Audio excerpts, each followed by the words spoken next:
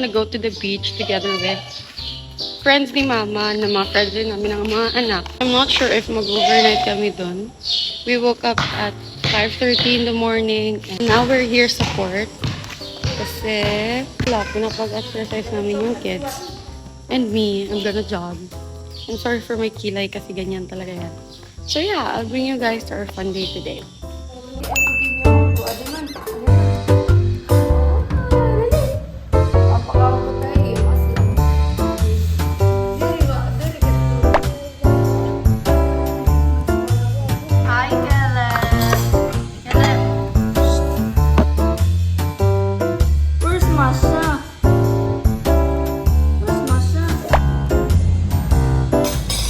Nanduro.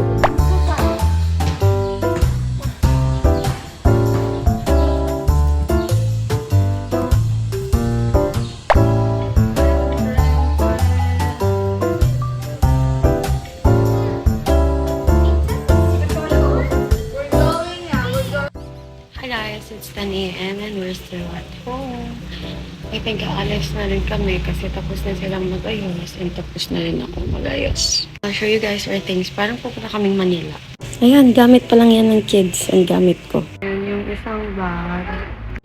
Tulog na kakantay. Hindi pa kasi kami sure if mag-overnight kami or hindi. Hindi na ako nakapag-bed kanina kasi sobrang busy and I still did my makeup. So yeah, I'll film naman again later if alis na.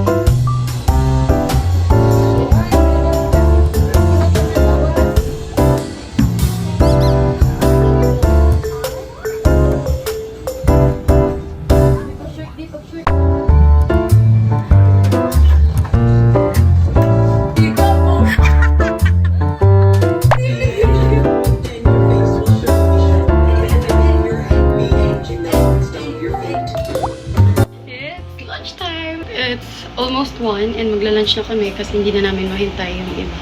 So, let's go!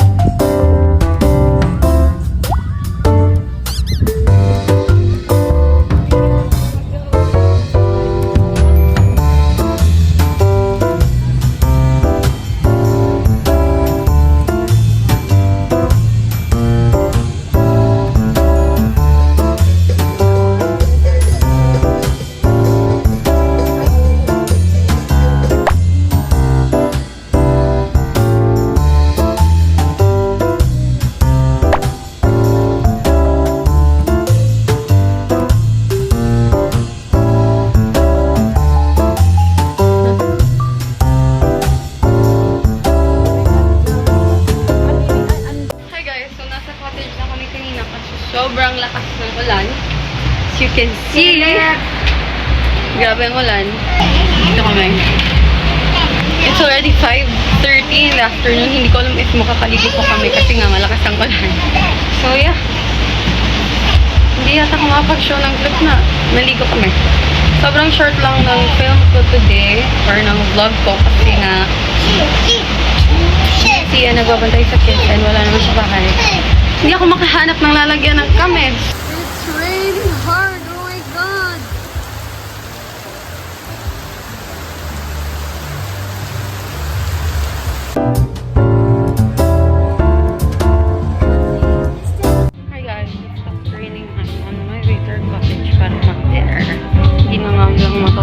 siya.